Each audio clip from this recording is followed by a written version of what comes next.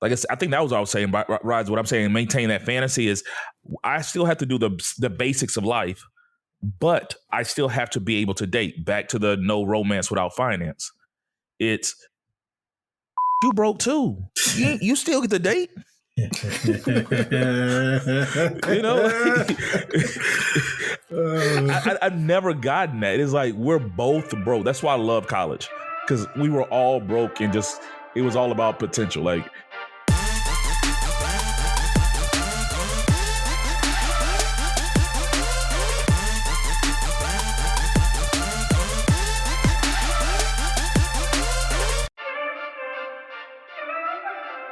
what up, what up, what up? It's Three Brothers No Sense. I am Tavares Ferguson, aka Ferg. Join my co-host Razi and Buff. Fellas, tell them what's on your mind. I just got a quick shout out to Kiera and Joe, and Joel Brockenbrough. I think I said that right. Yeah. Kiera and Joel Brockenbrough. She's the young woman that purchased a $47 wedding dress. Their wedding was a total of $500 in California. They held it outside at like this, I guess you call it like an overlook on the side of the road in Cali. The guests, if they wanted anything to eat or drink, they understood that they would have to purchase it. But she didn't want to break the bank. So not all heroes wear capes. I like it. I saw a lot of other people liking it, but I don't think it's a trend that's going to catch on. I saw people. It's not a trend. I mean, women. I saw people being big mad too. Women from afar be like, "Oh, that's so nice. That's so one." I saw people saying, "You don't have to have all the glitz and glamour." Yeah, but I bet you not gonna do it. I just wanted to give them a shout out. I definitely wish them the best, and it's cool that if their marriage, lasts forever, they only spent $500 on it and some people spend $50,000 in the last 2 years or so. So, that's cool. Other than that, I'm gonna throw it to Razi. Razi. I'm just gonna ask you: does that make you want to be more frugal now? Like, are you just like you going? Well, no, I wasn't gonna ask him about that. I was gonna ask him: is there anything that he wants to say to Netflix? Oh boy! Oh man! Ooh, Netflix, man! I just want to say, I lost 5 figures in 2 days, messing with Netflix. So, all right, Netflix. Yeah, I don't know what y'all are doing over there, but what's going on with Netflix?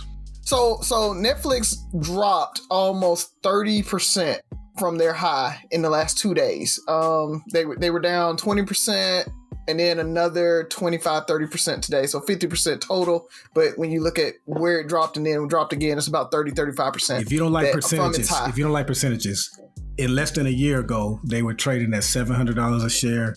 They were trading somewhere around $250 a share today. Yep. What'd you pay for it, Razi?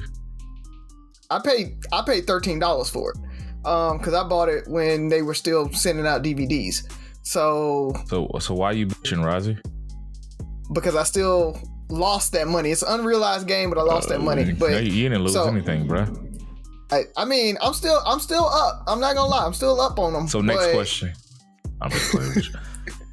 That's a what is it? Almost a 2,000% return. Yeah, something like that. I think it was like 2,300 when at the high. So yeah, it's about a 2,000% return on it. So I did really, really well with Netflix. But my problem with them is that what they're doing to try to solve the problem. So the reason why it dropped was because they lost about 200,000 subscribers. They did their quarterly report. So they lost 200,000 subscribers. First time they've ever lost subscribers this quarter, but they're projecting another 2 million subscribers drop next quarter. And their answer to that is to crack down on password sharing, make it more difficult for people to share and, be in households and stuff and have Netflix together. And they aren't doubling down on their content or anything like that. They aren't going out and trying to find new shows that, you know, they can bring in to get people on. So their plan is what's really pissing me off more, because, you know, stocks go up and down. I think this is a blip. They'll get a little bit more momentum once it stabilizes, because they're still the big player on the block, hands down. But streaming is kind of the new cable as we look at it. So Disney Plus, HBO Max, Peacock, Paramount Plus, everybody's kind of doing their own streaming now, and they don't have access to those shows anymore. Whereas they used to be the streaming service that they could get all of those different services. So they probably are going to continue to see people shedding them, because if I don't want to watch the Netflix shows, I don't have to go to Netflix anymore, because they're not going to have Disney shows. They're not going to have Paramount shows. They're not going to have Peacock shows. You know, they're not going to have ABC, because Hulu has a lot of the ABC, NBC stuff. So they have a lot more competition, and they just don't have an answer for it right now. So that's what's making me most mad about them. And why I think right now, I know a lot of people are thinking, oh, it's a buying opportunity for Netflix. I probably wouldn't, because while it's probably going to stabilize, it's probably not going to continue to be the growth stock that it was before. It's going to be more of a stable stock. You can buy it and you'll get your average 4 or 5% returns, but you're not going to get the 2,000% return that I got. You're not going to get the high growth that you could get by investing in something else that's new. So that's just kind of my unofficial take on it. I don't think it's a buy just because it dropped like this, but do with that as you may. But I will, on a brighter note, I just want to say one company that has listened to customers is Taco Bell, because they brought back the Mexican pizza. I just want to say, boom, there it is. Mexican pizza's back. We got something good to eat at Taco Bell. Y'all don't like the Mexican pizza? Who is we? There are a lot of people that eat Taco Bell. Okay, you talking to them. Not after binges. And the Mexican pizza was a big deal because a lot of people eat the Mexican pizza. I imagine today is a big day for them. 420. We're recording on 420, by the way, folks. Yes. Today is probably a big day. Yes, and I just wanted to let y'all know that as we go along with this recording, I may get more and more incoherent. Not to say that I partook. That'd be funny. But yeah, we'll see how this works out. That's all I got, man. Ferg, what you got, man? I'm looking at that. That's what they consider a Mexican pizza. It's 2 taco shells, some ground beef, and some cheese and tomato sprinkled on top of them. That looks horrible. A little bit of refried bean on it.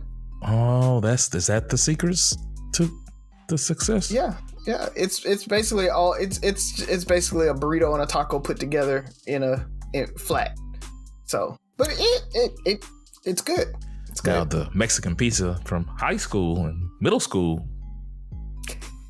Now they brought that back. Yeah, the orange one, the cheddar. Yeah. Instead of the white one.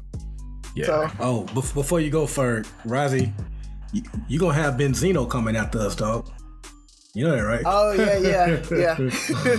I ain't worried about Benzino. Yeah, go ahead, Benzino. Call out 3 Brothers No Sense on your platform. I'm good with that. Totally good with everybody that says something about it, he got something for him. Yes, that was. Well, we said something.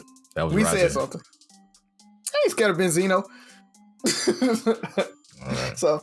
Oh, in other news, did y'all see the guy that they doing all this genetic testing, the guy had 5 penises or whatever? Y'all didn't see the news about that? No? Are y'all waiting for a joke? No, it's like real news. I thought it was a joke. Oh. I still think it's a joke. But thinking about it, I mean, I'm sure his pants fit like a glove. Yeah, there it is. There it is. Hey man, that joke reminds me Snickers. They wilding on Twitter. Yeah, they are. You saw that? Yeah. No. They said, contrary to popular belief, the veins are still there. And they got a picture of a Snickers bar on there. And someone responded and they said, yeah, we prefer our nuts on the inside. I'm like, damn, Snickers? Okay. They wilding a little bit. Wow. Alrighty. Yeah, I probably have to to bleep that joke out for Inspire You customers. I don't know if I can say penis on air. I think you can. I mean, that's the 6th grade science book word right there. Yeah. It's a medical term. Yeah. We'll find out. Speaking of, for our listeners, if you're listening to us on Apple Podcasts or any other podcast site, you can catch us every Monday night, 10 p.m. Central on Inspire You on Air. So they have other good podcasts you can listen to, good stations. So got nothing better to do. Check us out again. All right, I don't have much, man. Getting ready to head to Austin this weekend to celebrate our 20 year with my Line brothers. We didn't get to celebrate last year, but I guess it actually makes more sense this year. I don't know why we always celebrate early. We'll celebrate before we hit the 20 year mark rather than celebrating the 20 year mark and doing something then. Who knows? But looking forward to it. So a lot of fun time ahead. Excited. Need the break. I don't think I have much.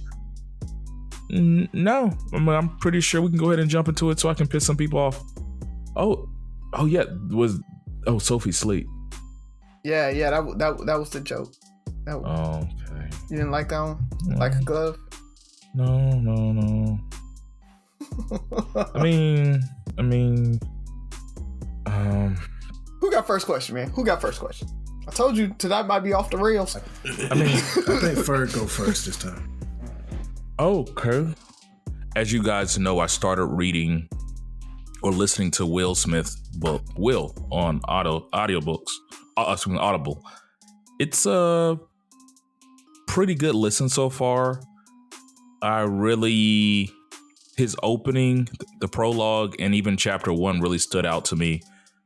Him talking about his relationship with his father. Have you guys had a chance to listen to it? I think Razi, you started it. Buff, have you? Yeah. I'm reading it. Yep. Okay. So I'm further along, but I want to talk about one of the chapters when he talked about his imagination or being in fantasy land. You guys remember that early in the book? Mm-hmm. Mm-hmm. And so some things he talked about is he has a vivid imagination. He would make up stories, and that was like, for most people, as we get older, we stop living in these fantasy lands and make believe, and we start grounding ourselves into reality. Right. But he made some interesting points talking about we create fantasy as almost like some of our earliest ways of protecting ourselves. But also he goes on to say that we continue to live in fantasy. Maybe it's not as vivid or off the wall as some of his stories, but as human beings, we kind of create these we stop calling fantasy and we start creating our own narratives that fit us to protect us. Does that make sense? Mm-hmm. So personas and I call it the mask, right? You wear the mask. Or our beliefs. We protect ourselves. We'll get into it. I'll let you guys kind of expound on it. But how do you guys balance fantasy that's supposed to protect us in reality that grounds you? So would you like a couple of examples? Yeah. So I think about some of the debates we have on here. We'll have a debate on, like the debate the other day about women craving toxic men. Yeah. But there might be some bias on both sides, let's be honest. But at the same time, where there were women coming out saying, well, no, women don't crave this, women don't crave that, and it's this narrative that you've always, as a woman, you've always been looking for this good guy, this lame, this, it's like you create this narrative to protect yourself, or you are always the good girlfriend, and guys always screwed you over. Outside of, and sometimes never looking within and saying, common denominator here, I might be the problem, or guys, we do the same thing. We'll talk about women. We create this narrative that fits us Yeah, I know what you're saying. I got a homeboy that, you know, he's a habitual cheater. Just throw it out there. But somehow, every time he gets caught, it's the girl's fault, or he wasn't cheating that time. Like, you know, she was going through my phone or she found this in the trash, and why was she going through my trash? It's always a narrative, a thought process of how could she catch me, you know, or how dare she catch me, instead of, what, nigga, why don't you just stop cheating? I mean, if you want the lady. Or not be in a relationship. Or not be in a relationship. Or be open and honest. But it's you create this narrative because it makes you feel like you're not the bad guy. Everybody else is the problem. How do you guys balance that? It's easy to, woe is me. This too is because of slavery. We can never get ahead. It's easy to make excuses for some of the things that are going on, rather than saying, yes, this too is true, but there's also a part of it that is on me. And I don't want to face the reality that I'm part of the problem as well. So what is it? The serenity prayer? It's like, God grant me this, what is it? The serenity to, I can't remember it now. God grant me the serenity to accept the things I cannot change, courage to change the things I can, and the wisdom to know the difference. Living one day at a time, enjoying one moment at a time, taking this world as it is and not as I would have it, trusting that you will make all things right if I surrender to your will. Yes, thank you. Appreciate that, Ferg. Because, I mean, looking at that, it's like taking a break and saying, is it me? Self-reflection, right? Being able to look at it and say, is there something there that I could have changed or not? If there's something that I could have changed, taking personal responsibility for those things that I could have changed, knowing the difference of what I can change and what I can't. That's really how I kind of balance that narrative versus like reality of it all. Right, I can make this narrative of I could have done everything, because, you know, mine's a little different because I'm not on the whole woe is me thing. Mine is on the I could have done more. Right, I could have done this. I should have done that. You know, we talk about it all the time. I'm quick to be like, you know, I should have took Jen to the hospital or whatever. I should have done this. I should have done this for the kids. I should have been able to be there for them or whatever. You know, I should be able to let them go to every last event they want to go to, because I want to be super dad. But then knowing the difference, knowing that, you know, that's a narrative, that's a reality that I think and want to be in. But then just coming back down to reality to say, you can't be everywhere. You know, things happen. That kid that died on you when you were riding on the ambulance and made you stop wanting to be a doctor happened. And it's cool that you changed. And it set me on a trajectory in life that I'm good with now. Right. And so taking the reality of it all and just saying, being okay with the reality. I think that's really what you have to, you stop creating those narratives and everything when you're okay with the reality.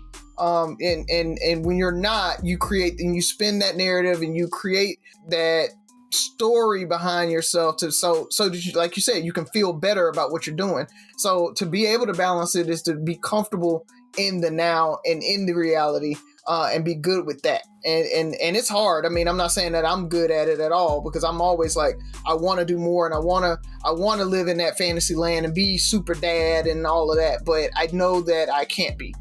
Wow.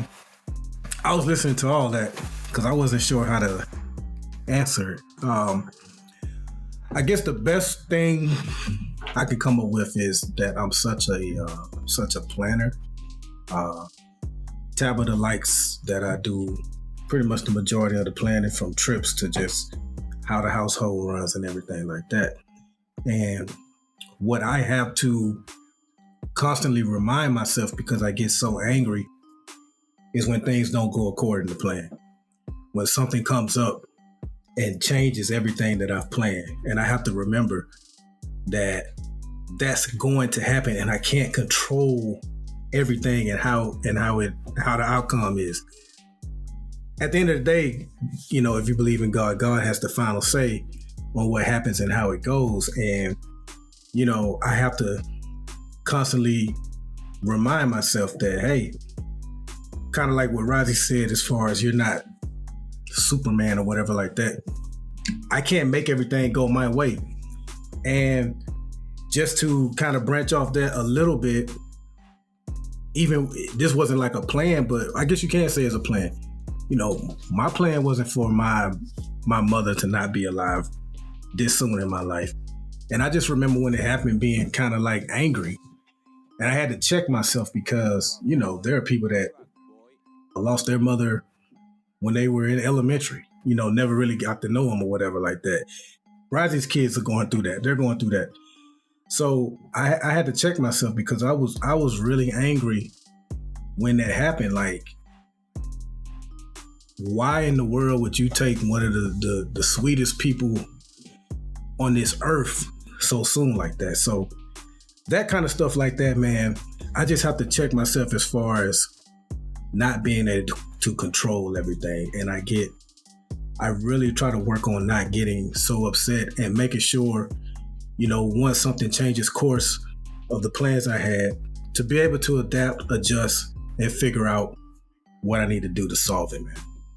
So yeah, it's so funny. Like, it's so funny. We're kind of the opposites where, like, my fantasies are like rear facing. Like I'm reflective and look back on stuff. Mm-hmm. It sounds like your fantasies are when you make a plan, you played it out in your head, right? You got a whole fantasy of how that thing's gonna work. And Tab's face when she opens the gift and everything, like, oh, that's played out in your head. Yeah, exactly. Like, I don't do that. Like, I don't care. I'm just like, let that ride. However it happens, it happens. But then in hindsight, I'm like, oh, it could have been better, and I could have did this, and I could have did that. Yeah. So it's like we're on opposite ends of the spectrum on it. Yeah, that's cool. I mean, I never considered either one of those examples like that. You know, I think of it more on and they all make sense.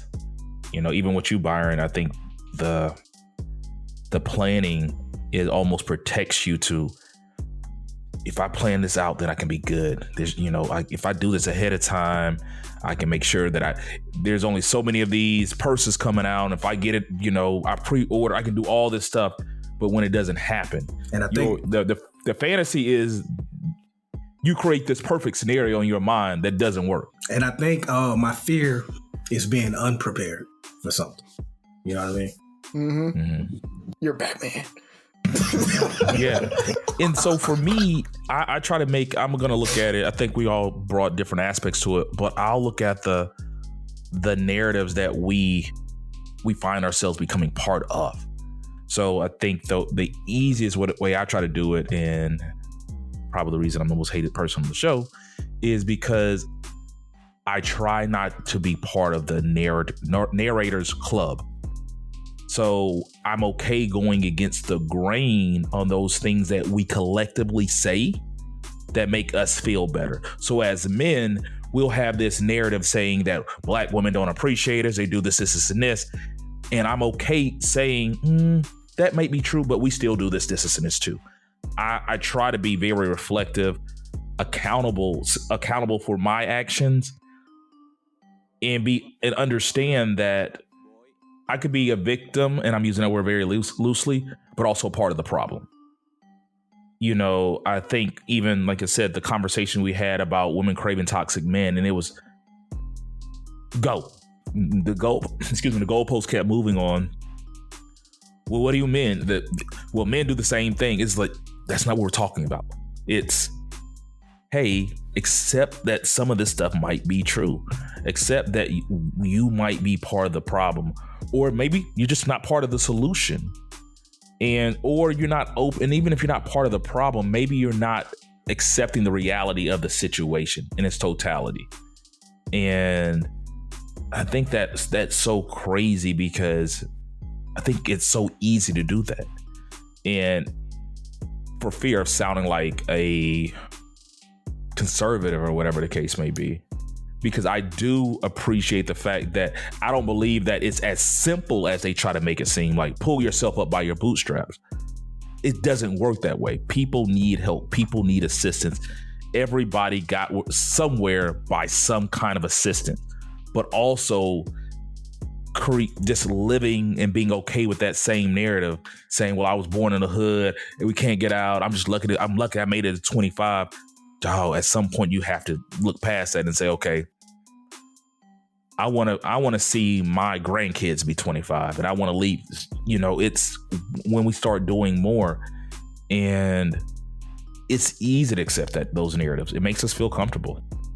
Yeah, it's the difference of taking it as a handout versus using it as a leg up or whatever they call it, right? Yeah. Or hand up. It's how do you leverage that assistance to become better, right? You still need personal accountability for it, even if you're getting help. Yeah. And so instead of just leaning on it and be like, in the frat we call it leaning on the shield, right? There's those brothers that always need something. Yeah.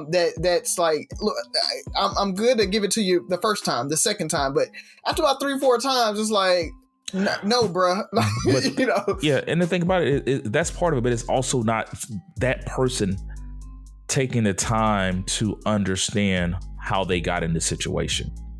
Why is this situation so repetitive? Why do I keep finding myself in a situation?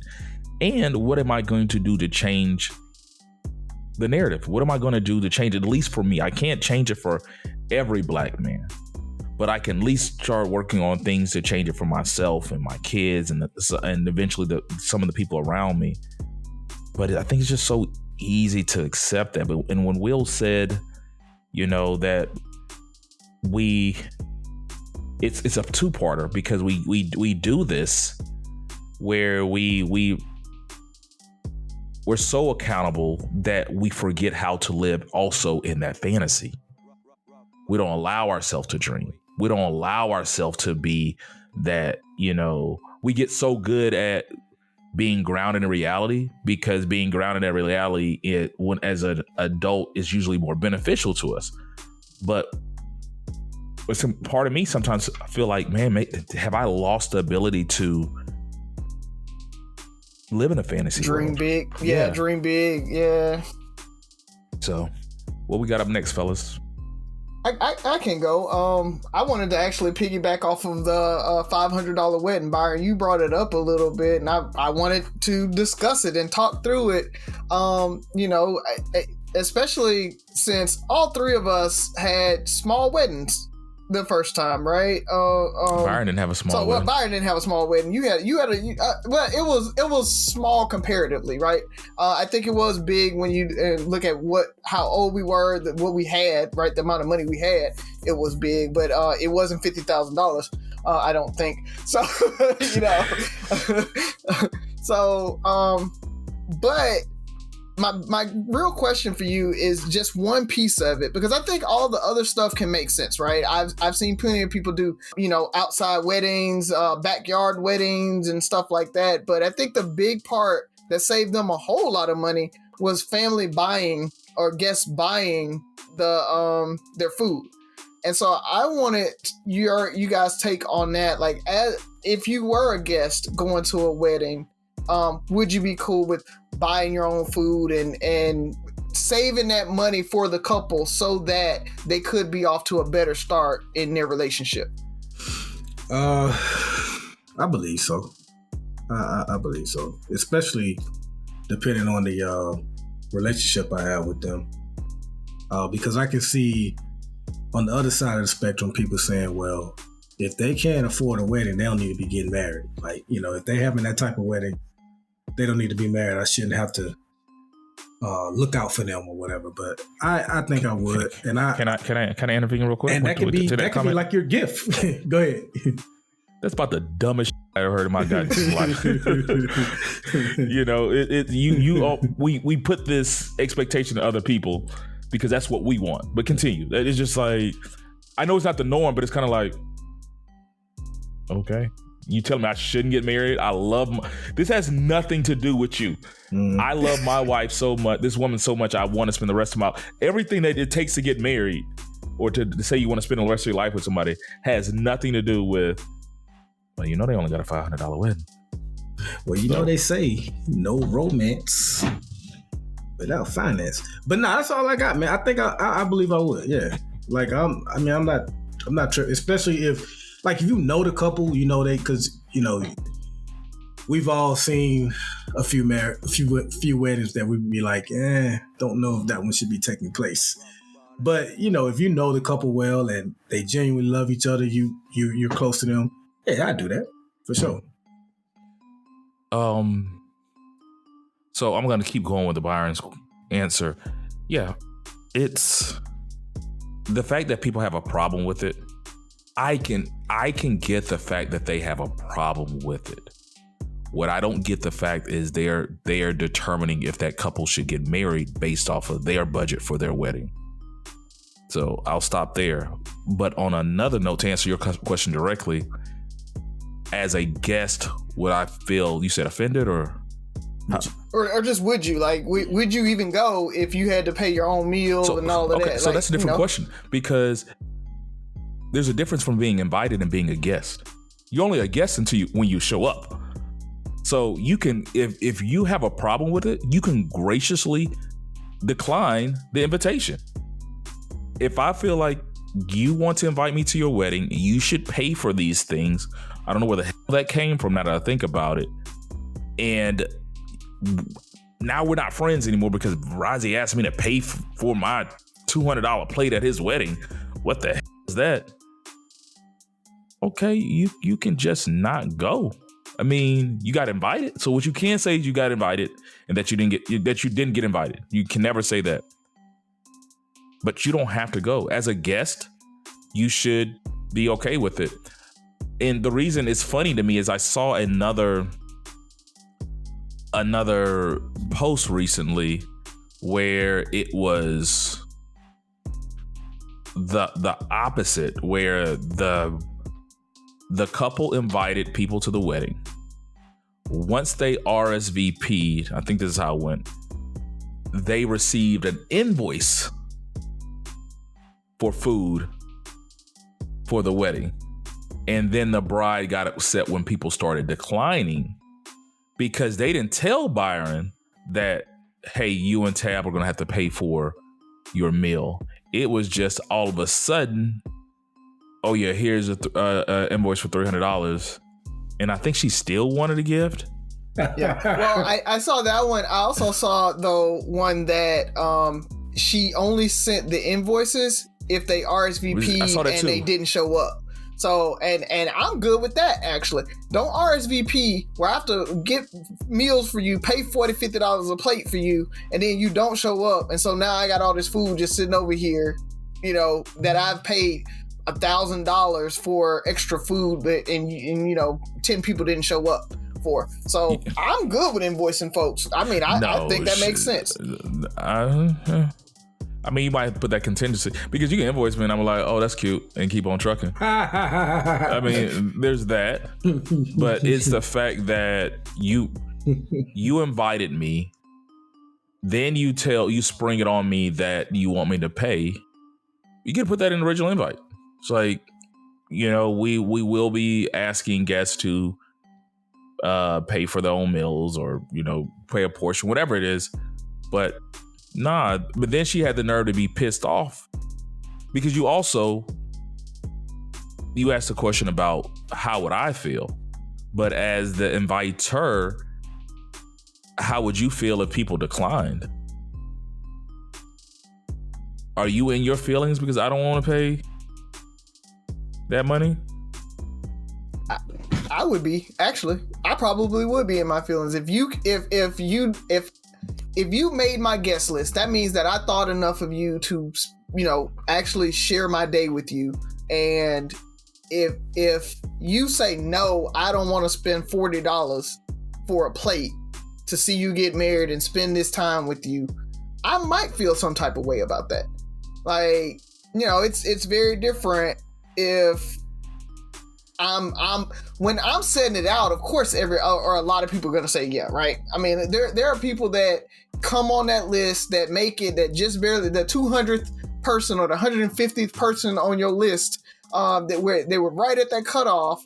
They're not in your inner circle. They're probably 2 or 3, strata out from your inner circle, and they barely made it. And you said, you're gonna pay that $100 for their plate and they're probably gonna say yeah. And there's nothing there for somebody to say, I'm going to pay for my meal so I can spend that time with you and I can really celebrate you.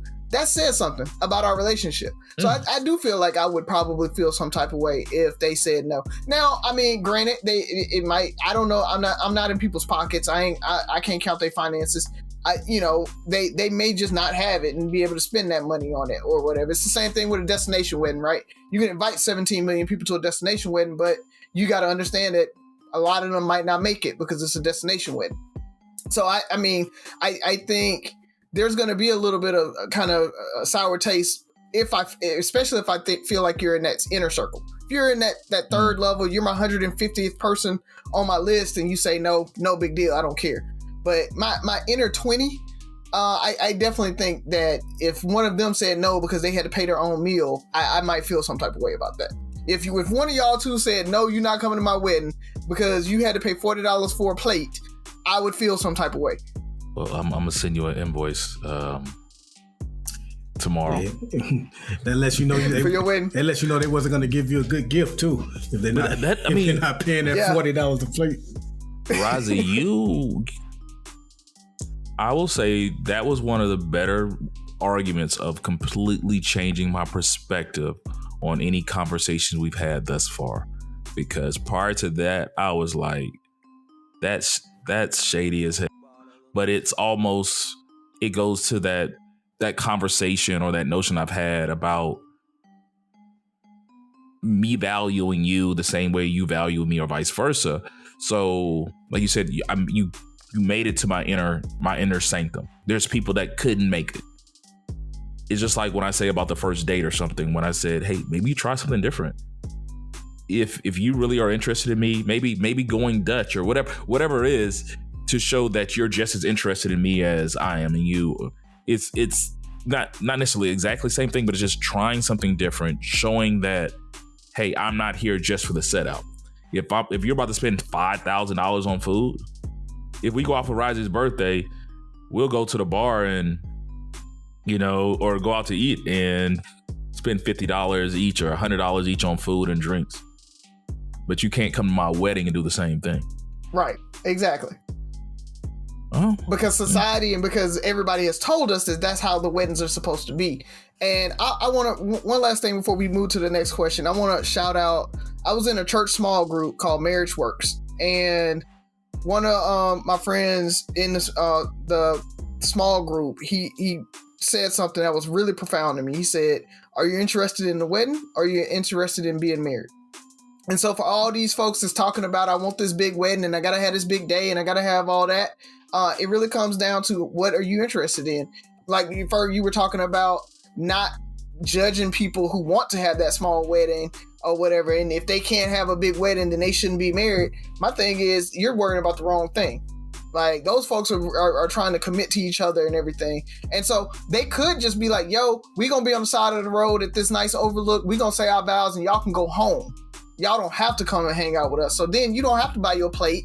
You ain't got to come out and eat with us. We're going to, I don't know, Jim and Nick's after this, and we're going to hang out at that bar that you talked about, Ferg. We're going to hang out at this bar, and y'all can buy drinks, y'all can do whatever, but this is where we're going after our wedding.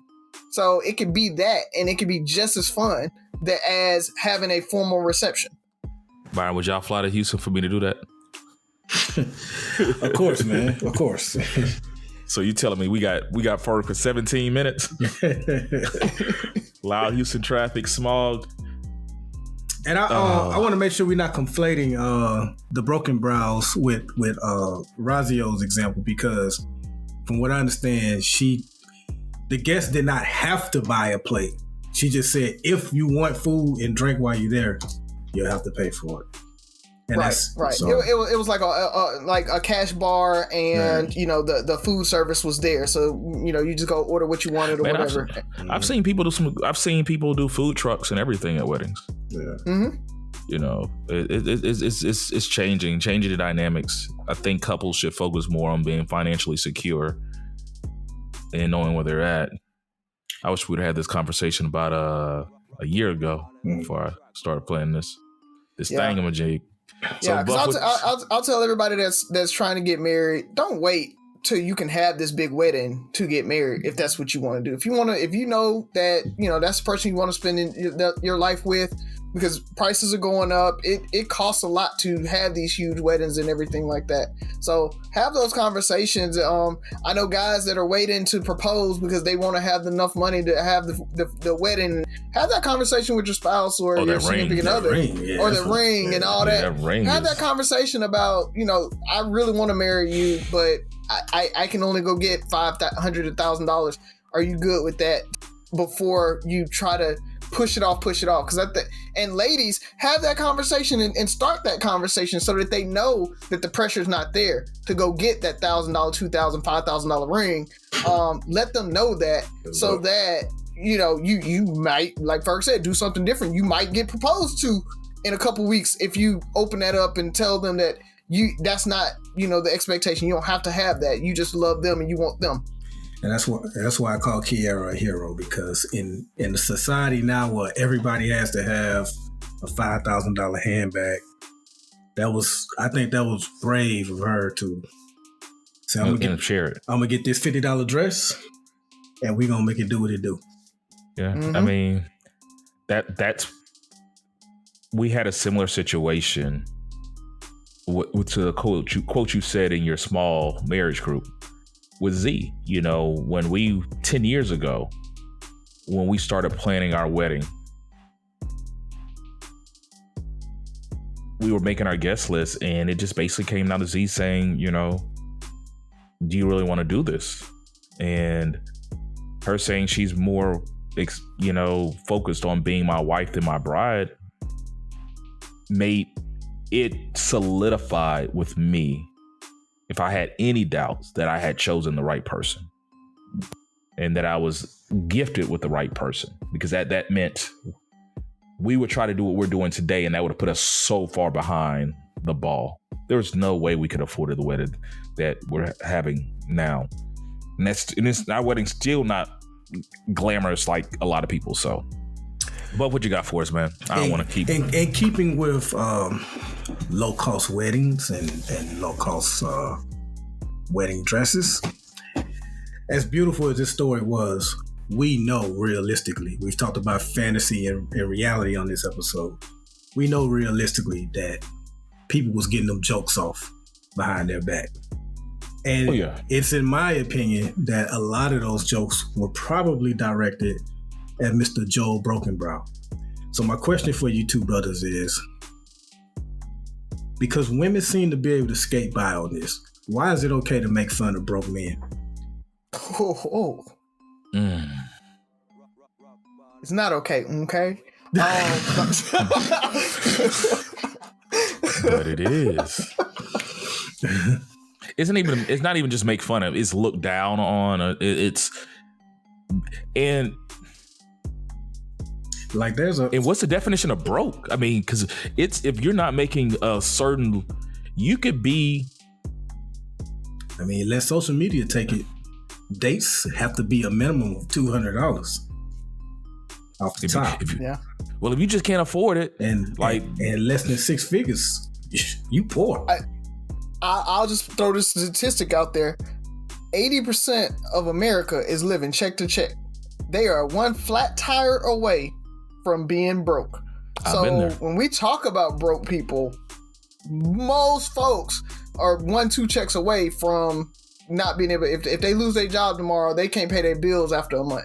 So, let's be honest about that. There's a lot of broke people out there. Now, what happens is I make a little bit more, so I spend a little more, so I'm living a nicer lifestyle. That don't mean you ain't broke.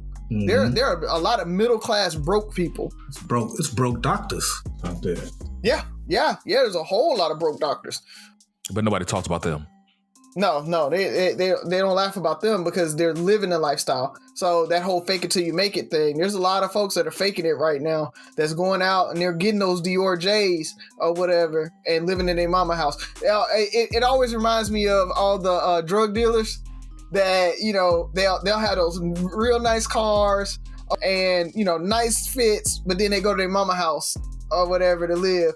What was it? Paid in Full, where Old had the all the cool sneakers and everything, but then he like took them off and put them in the like he didn't have any furniture and he was still living on the sleeping on the mattress with no headboard, like that type of stuff. So there's a lot of folks that's kind of playing it up, but they're just as broke as the other folks. But back to your question though, why it's okay?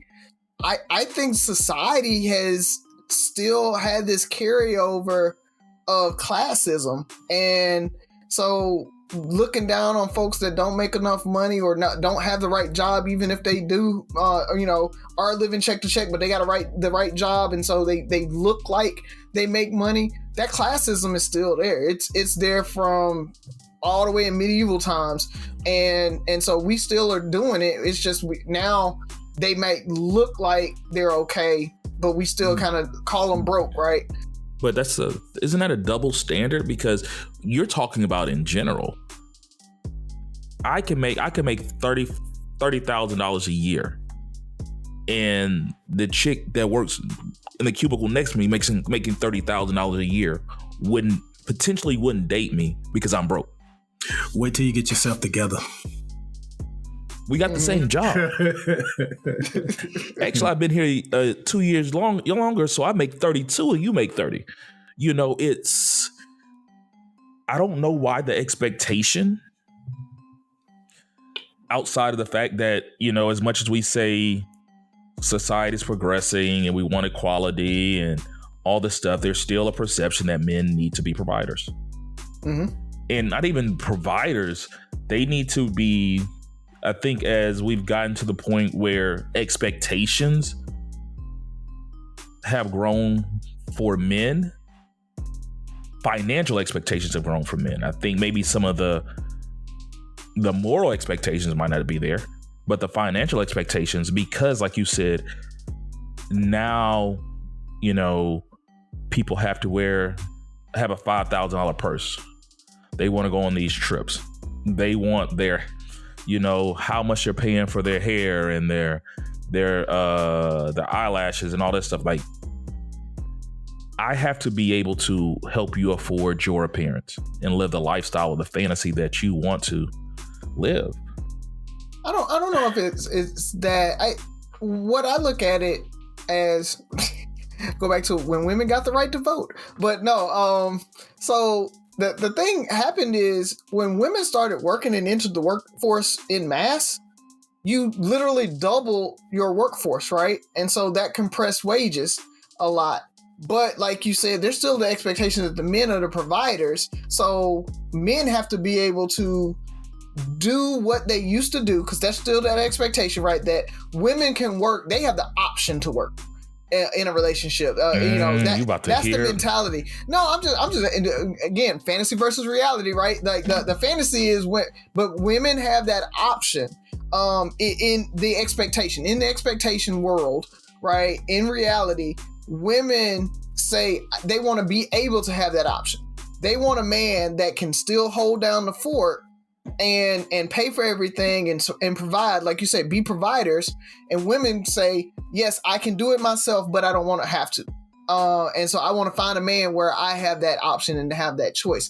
Guys don't have that. Guys don't get that option to be able to say, I want to find a woman that's making enough that I can have that choice or whatever. That, now, like, there are no gold digger men out there. Like, that expectation. He used air quotes, people, so he knows there are, right. And there are exceptions to the rules. We have women who are the primary breadwinners, if not the sole breadwinners in their family. We get that. That is not the norm. We actually talk to one frequently who listens to the show, but I even think in their situation, if I'm not mistaken, because you know it better than I do, he was actually working. They just made the decision that it was better for him to stay home, right? I think what Razi is saying is that on the outset, men don't get to say, I want to find me a woman that can take care of me. Yeah, because that's lame, right? Is that lame? Toxic? That's lame? Broke. I don't know which it's one. Broke. I don't know. Depends. That's broke and that's toxic. Yeah. That is toxic. That's not lame, everything is toxic. Lord, we have overused that word. Good God. Yeah. So, but the problem came like when going back to that women entering the workforce.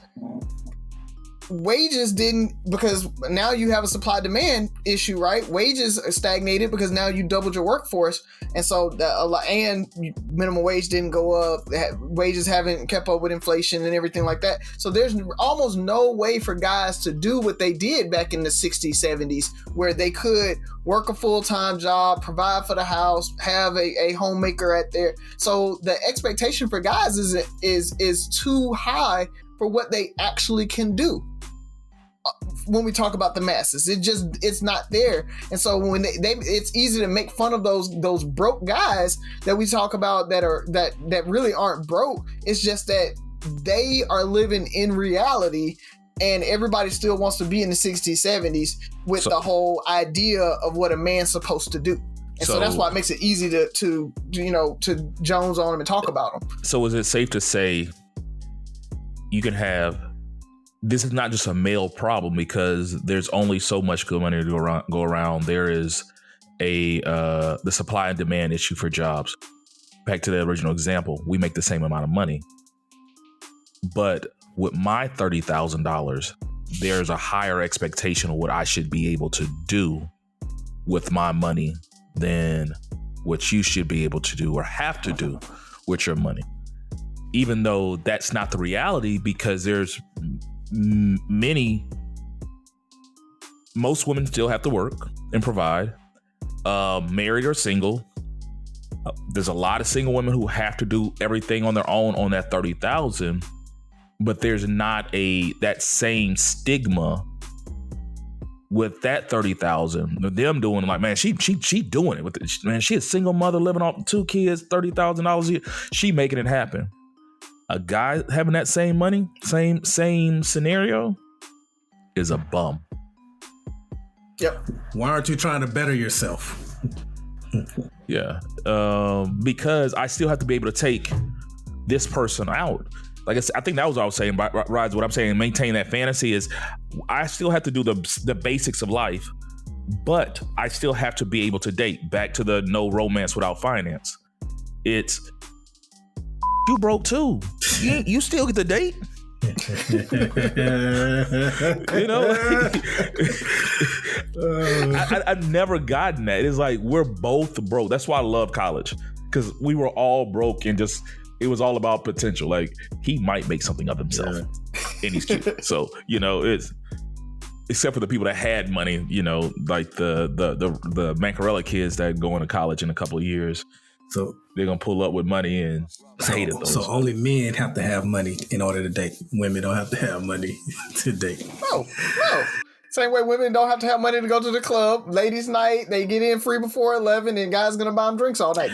They literally can go to the club with $20 and walk out with $20.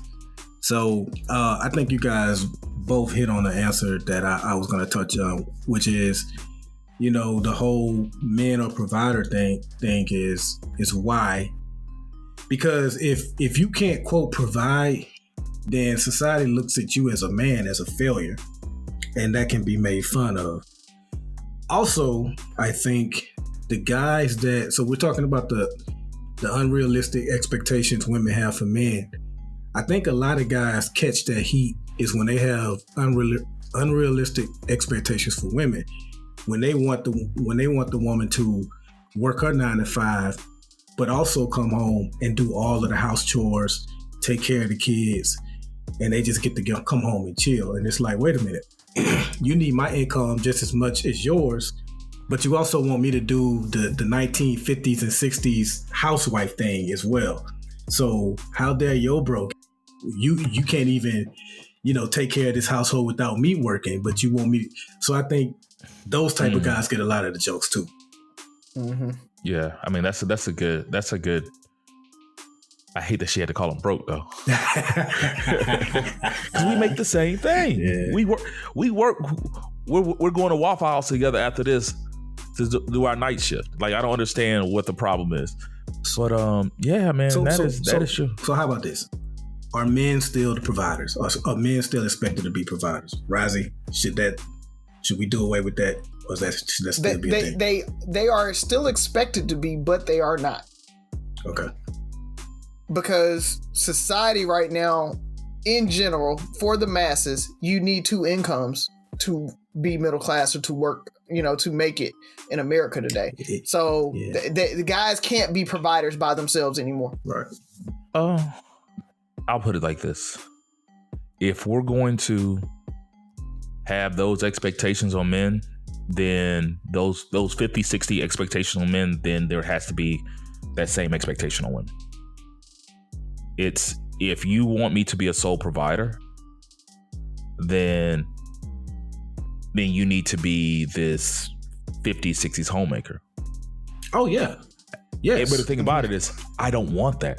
But I'm saying, if you're going to put that role on me, that pressure on me to do this, and then still not want to have that same, I ain't your mama, I ain't your daddy. Yeah. It's... Or not even that. I think you made the comment about grandma never went on a vacation. Grandma didn't have a Birkin bag. And we forget Grandma wore the same muumuu for 2-3 days at a time. And grandma had one good outfit that she wore on Sundays. That's because grandma had Instagram. There was an ass under that muumuu, bro. What you talking about? Why you think she got 12 kids? Sliding her little feet, shuffling her little feet across that dog. I'm just saying, it's a lot easier for that guy to say, okay, I'm going to be a 50s, 60s provider off my $30,000 as long as you are good with living off of $30,000. Don't try to act like we have $60,000 a year and run up credit cards and everything so you can flex for your friends off my $30,000 a year. Because I think I saw somebody do a question. What is the average income need to be for a household to live comfortably? I think it's like 52 now, 53,000 right now. Yeah. And that's a household of what? Of 4, I think. That's what they always use, a household of 4. So, but we're not talking about Birkin bags. We're not talking about family vacation. We're saying 52,000, call it 60,000 even. 60,000 in a lot of U.S. cities. We're not talking about, I stay in D.C., you can't get anything under. We're not talking about that. You go to Mobile, Alabama, Pensacola, Houston, Birmingham, probably 75% of the U.S. you can find these places. Now, if you might have to live outside the city, you might have to commute. You're gonna have to get used cars. You're not gonna be able to live the life that you want. And I think we're so accustomed to living this life that we want to live, which isn't a bad thing, because I get to live the life that I want to live. But we set these expectations, these trips. Those are the things that make life expensive. We could all downsize our house. Honestly, our 3 families could live in either one of our houses if we had to downsize, but there's no way that's happening, right? Because I need my space. Buff needs his space. We got accustomed to wanting certain things and having certain things. We could live on a lot less. We just choose not to, and we ain't going back. All right, fellas, go ahead and close on out. What you got for us, Buff? I just want to send a quick shout out to Yo Gotti and Jay-Z and a few others that brought attention to the prison conditions in this one prison in Mississippi. The Department of Justice has deemed that prison unconstitutional thanks to the attention that they helped bring to it. Inmates were not getting proper mental health care, safety violations all over the place and things like that. So hopefully this is the beginning phase of bringing about some change. And it's always good to see rappers who, get accused of so much negativity, to see them actually use their platform for good. And we know Jay-Z especially does a lot of that, but just wanted to highlight that, what him and Yo Gotti has been doing. Nice. I just want to give a real quick shout out to local artists here in Birmingham. Jamie the Artist. I copped that Rakim painting, so I'm so excited. She's supposed to be delivering it to me tomorrow. Flex. So yes, I did get it. Oh, well, I mean, it's not a flex. They don't know. Yeah, but we know the It's a price. flex. We know the price. Congrats, Jamie. So, yes. I got a painting for my first though, by the way. You did. So shout out to her, man. Super dope artist. So if you guys want some art, there's prints, a lot of originals still out there for it from her. Go check out her on Store Envy. I think it's Jamie the Artist. We'll put a link on the show notes for it. Check her out, man. Go support her. Support the homie. Great art, great artist. So keep watching her because I think she's gonna be really, really big. So appreciate you, Jamie. Once again, thank you to all our listeners for all your support, everybody that chimed in, everybody that disagreed with us, agreed with us, that comment on our shows, that have said they've subscribed over the last week. We thank you. Keep spreading the message. Keep challenging us to get better. We do this for ourselves, but we also do this for you guys, and we hope you're enjoying it. This is, we have to find time every week to make this happen, and I'm glad that we're, for the most part, pretty consistent. It's been a pleasure and an honor to have you guys listen to whatever the hell we have to say, whether you agree or don't disagree. Alrighty, we also wanted to take a second to have a moment of silence for one of our friends from high school. Recently lost his father, Samuel Boggan, and he lost his father, Samuel Boggan Sr. So our prayers are with you, Sam.